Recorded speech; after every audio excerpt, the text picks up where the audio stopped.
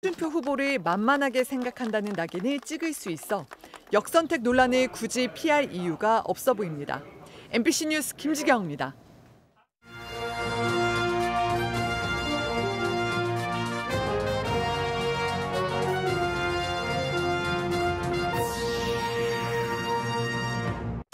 학생들에게 6.25 북침서를 가르쳤다는 누명을 써 수감 생활을 하고 10여 년 동안 학교를 떠나야 했던 고등학교 교사가 32년 만에 재심에서 무죄를 선고받았습니다. 대권 후보들의 충북 방문이 잇따르고 있습니다. 더불어민주당 박용진 의원은 조직이 아닌 충북의 민심을 믿는다고 말했습니다.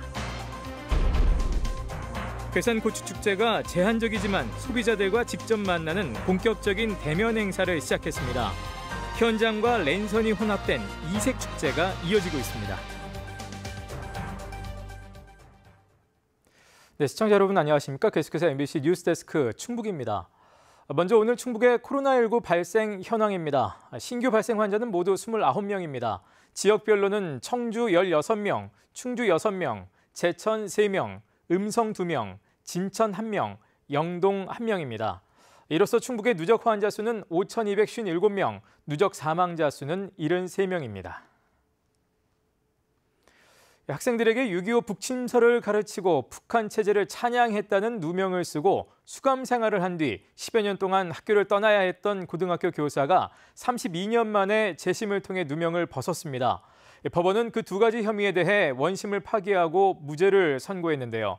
32년 전 재판 증거들에 대해 대부분이 증거 능력이 없거나 또는 신빙성이 없다는 것이 그 주된 이유였습니다. 조미애 기자가 보도합니다. 강성호 고등학교 일본어 교사는 32년 전인 1989년 국가보안법 위반죄가 인정돼 청주지법 제천지원에서 징역 1년의 실형을 선고받았습니다. 항소심을 거쳐 징역 1년에 집행유예 2년으로 감형돼 8개월 수감 생활 끝에 풀려났고 대법원 판결도 그대로 확정됐습니다. 그러나 당시 수사 과정에 불법 체포와 감금이 인정돼 재심 청구가 받아들여졌고 32년 만에 무죄를 선고받았습니다. 진실 승리라는 한 가지 마음으로 제가 여기 왔습니다. 무죄 선고받은 것보다 더 중요한 생각은 사제지간을 짓밟은 국가폭력은 두 번 다시 되풀이되어서는 안 됩니다. 1989년 그가 국가보안법 위반으로 재판에 넘겨진 이유는 두 가지입니다. 교실에서 학생 52명에게 6.25는 북한이 남침한 것이 아니고 미군이 먼저 북한을 침범해 일어난 것이라고 교육했고 2주 뒤엔 같은 교실에서 학생 54명에게 북한의 자연과 평양 모습 등이 담긴 사진 수십 장과 화보집을 보여주며 북한 사람은 옷도 잘 입고 높은 건물도 많아 생각하는 것만큼 나쁜 곳이 아니다 등의 교육으로 북한 공산 집단을 찬양 고무했다는 이유입니다. 30여 년 전 수사와 재판 과정에서는 불법 체포와 구금증 작성된 해당 교사의 진술과 신문조서, 압수물, 그러한 발언을 들었다는 학생들 진술 등이 증거로 뒷받침됐습니다. 그러나 재심 판결에서 당시 증거들 대부분이 증거 능력조차 없거나 학생들의 일부 진술이 원심 법정에서 번복되거나 학생들끼리 서로 모순되는 등 신빙성이 없는 것으로 판명났습니다. 청주지법 제2형사부 오창섭 부장판사는 이 증거들만으로는 북침설 발언을 인정하기 부족하고 이를 인정할 증거가 없다고 판시했습니다. 당시 법리적으로 봐도 지금 판단과 마찬가지로 이 증거들 갖고 도저히 공사실 인정할 수 없는데 무리하게 공안 정국을 만들기 위해서 무리하게 유죄 판결을 한 것을 지금 다시 판결로서 바로잡은 겁니다. 재판부는 사진을 보여주며 했던 북한 관련 발언에 대해서도 교육 목적으로 시사적 문제에 개인적인 의견을 표명한 정도에 불과한 것으로 보인다며 반국가단체 이익이 된다거나 국가 존립 안전을 위태롭게 하거나 자유민주적 기본 질서에 위해를 줄 만한 것으로 보이지 않는다고 판결 이유를 밝혔습니다. 또 해당 교사에게 고생 많이 하셨다며 이 사건 판결로 위안이 되시길 바란다고 덧붙였습니다. 무죄 판결 후 법정 안에서는 우레 같은 박수가 터져 나왔고 정교조 충북지부는 즉각 기자회견을 열어 판결을 환영하고 국가보안법 폐지를 촉구했습니다. MBC 뉴스 조미입니다. 32년 동안 북침설 교육 사건에 휘말려 빨갱이 교사 낙인이 찍힌 채 살아온 강성호 교사. 그러나 강 씨는 무죄 판결을 받은 직후 학생들에 대한 무거운 마음을 내려놓지 못하고 북침설을 조작한 당사자들이 학생들에게 사과해야 한다고 소신을 밝혔습니다. 당시 평범한 교사를 꿈꾸던 그가 어쩌다 제자들의 거짓 증언에 맞서야 했는지 이채연 기자가 강성호 교사를 만나 사연을 들어봤습니다. 1989년 5월 제천의 한 고등학교에서 평소처럼 일본어 수업을 하던 초임교사 강성호 씨는 영문도 모른 채 경찰서로 끌려갔습니다. 죄목은 국가보안법 위반. 6.25는 미군의 북침으로 일어났다. 북한은 생각만큼 나쁜 곳이 아니다라며 의식화 교육을 했단 이유였습니다. 후지산 사진과 백두산 사진을 같이 보여주면서 어느 쪽이 더 아름답느냐, 더 높느냐. 그 수업이 한 달이나 지난 후에 갑자기 북침설 교육으로 둔갑해서 전교조 결성을 탄압하려 교사들을 감시하던 분위기 속에 강성호 교사는 결국 수감됐고 법정에선 교실에서 만났던 제자들의 거짓 증언에 맞서야 하는 아픔을 겪어야 했습니다. 잊혀지지가 않죠. 왜냐하면 하루아침에 제가 교사에서 간첩이 된 거지 않습니까? 제 손에는 좀 분필 묻은 흔적이 그대로 있는데 북한 찬양 교육을 들었다며 수사기관에 진술했던 제자 6명 중 2명이 당일 학교에 결석했던 사실이 드러났지만 법원은 강 교사의 호소에 귀를 닫았습니다. 1심과 2심에 이어 대법원 유죄 판결로 교단을 떠나 10년 뒤에야 학교 품으로 돌아왔지만 북침설 교사라는 멍에는 쉽게 벗을 수 없었습니다. 지난해 재심이 받아들여져 명예회복의 길이 열렸지만 20대의 청년 교사는 어느새 정년을 앞둔 50대가 됐습니다. 포기하고 싶었어요. 제자와 스승을 이렇게 국가보안법이라는 잣대로 이렇게 서로에게 상처를 준 이 현실은 반드시 바꿔야 되겠다. 그러기 위해서는 반드시 내가 진실을 밝혀야 되겠다. 강성호 교사에게 지워진 멍해와 책임은 군부 독재 체제 유지를 위해서라면 한 개인의 인격과 양심, 교권이 희생될 수 있다고 여겨졌던 암흑시대가 낳은 비극이었습니다. MBC 뉴스 이채연입니다.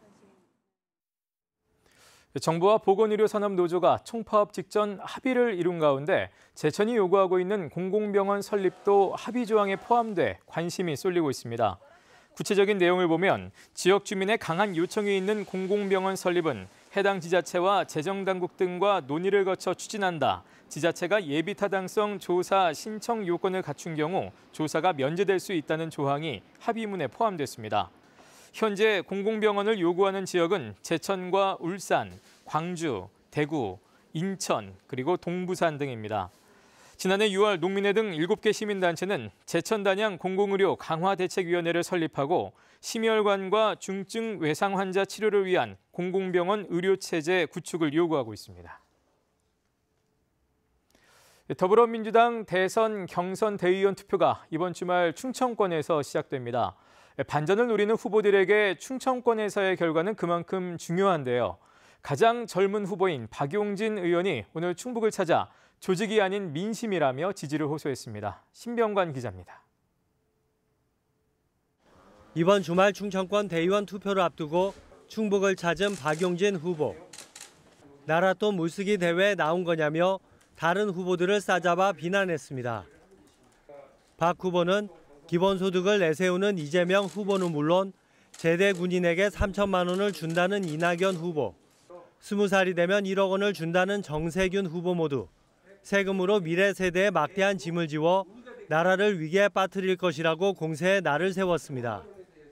나라 빚이 천조입니다. GDP 대비 드디어 국가 부채가 이제 50%가 넘어서기 시작했습니다. 이렇게들 하실 거예요, 정말? 언제까지? 아니 우리 20대, 30대들한테 안 미안한가요? 지역 공약으로 김포공항을 인천공항에 통합한 뒤 청주공항의 기능을 강화하고 청주교도소 이전 추진도 지원하겠다고 약속했습니다. 민주당 경선이 조직과 계파 지원이 없는 자신에게 불리할 수밖에 없다면서도 충북 당원이 젊은 도전자의 파란을 일으킬 수 있도록 지지해 줄 것으로 믿는다고 밝혔습니다. 대한민국의 선도정당 중심 정당으로서의 민주당 당원들의 권리당원들의 보는 눈을 믿고 있습니다. 박 후보는 청주 상당 국회의원 재선거 공천과 관련해서는 책임이 있고 대선과 같이 치러지는 만큼 신중해야 한다고 무공천 필요성도 배제하지 않았습니다. 민주당 대선 경선의 첫 승부처인 충청권. 기존 판세 분석이 확인되는 자리가 될지, 반전의 드라마가 연출되는 시작점이 될지, 후보마다 막판까지 충청권 공략에 총력을 쏟고 있습니다. MBC 뉴스 신병관입니다. 청주시 부시장을 지낸 이범석 전 행정안전부 지역발전정책관이 오늘 국민의힘에 입당했습니다. 이범석 전 정책관은 다가오는 대통령 선거와 지방선거의 승리를 위한 미랄이 돼 국민의힘이 국민들에게 꿈과 희망을 주는 정당으로 거듭나는 데 모든 노력을 다할 것이라고 밝혔습니다. 충북 출신 국가고위공직자단 소속이었던 이범석 전 정책관은 그동안 청주시장 후보로 거론돼 왔으며 얼마 전 명예퇴직했습니다. 충북의 대표 농산물 축제인 괴산고추축제가 제한적이지만 소비자들과 직접 만나는 본격적인 대면 행사를 시작했습니다. 행사장에 들어갈 수 있는 인원이 제한적이다 보니 현장과 랜선 소비자가 혼합된 이색적인 축제가 되고 있습니다. 허지희 기자가 보도합니다. 괴산 농산물 유통센터에 천막 행렬이 들어섰습니다. 6개월 이상 키워 말린 괴산고추를 선보이는 산지의 직판장이 문을 연 겁니다.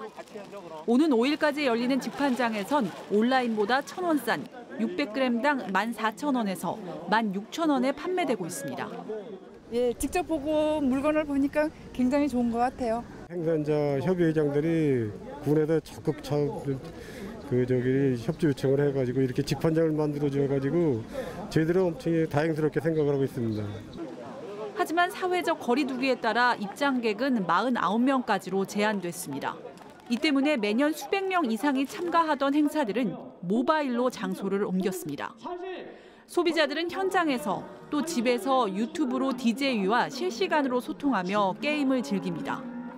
자, 이상 세 분이 오늘의 고추단타 주인공이 되셨습니다. 다른 한쪽에선 유명 셰프가 등장해 소비자들에게 괴산고추와 옥수수를 활용한 요리를 선보이고 괴산고추 재배 현장에서 네이버 라이브 커머스를 통한 고추 판매도 진행됐습니다. 앞으로 김장 키트를 활용한 집콕 랜선 김치 담그기와 유명 유튜버와 즐기는 캠핑 등 온 오프라인을 혼합한 행사들이 남아 있습니다. 괴산군은 49명 입장객 제한에 따라 행사장 진입까지 주말에 차량이 대기할 것을 대비해 진입로 차도 한 선을 주차장으로 활용하는 등 방역 지침을 지켜 행사를 진행할 계획입니다. 인원수에 맞게 차례차례 좀 들여보낼 수밖에 없지 않나 싶어요. 예, 그래서 어쨌든 코로나 상황이라서 방역 수칙을 지켜서 원활하게 진행할 수 있게 하겠습니다. 2년째 이어지고 있는 코로나19 상황에서도 지역 대표 농산물의 명성을 잇기 위한 노력이 계속되고 있습니다. MBC 뉴스 허지입니다. 지난해 전북 용담댐의 과다 방류로 피해를 본 옥천 주민들이 정부와 수자원공사를 상대로 환경분쟁 조정을 신청합니다. 피해 주민 대표 250여 명은 내일 주민 대표가 중앙환경분쟁 조정위원회를 방문해 55억 원의 배상을 요구하는 조정 신청서를 내기로 했습니다. 옥천에서는 지난해 8월 용담댐의 과다 방류로 주택 13채와 농경지 49헥타르, 공장 한 곳이 침수되고 42가구 70여 명이 긴급 대피했습니다. 한편 함께 침수 피해를 본 영동과 충남 금산군 주민들도 조만간 환경분쟁 조정을 신청할 계획입니다. 청주 여중생 사건과 관련해 김국기 도의원이 충북교육청이 내놓은 대책은 새로울 게 없다고 비판했습니다.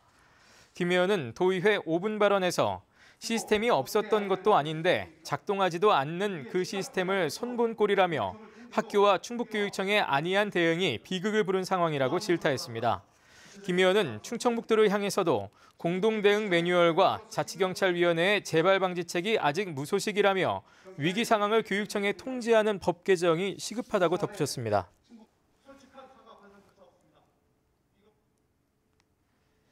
네, 뉴스를 마칩니다. 고맙습니다.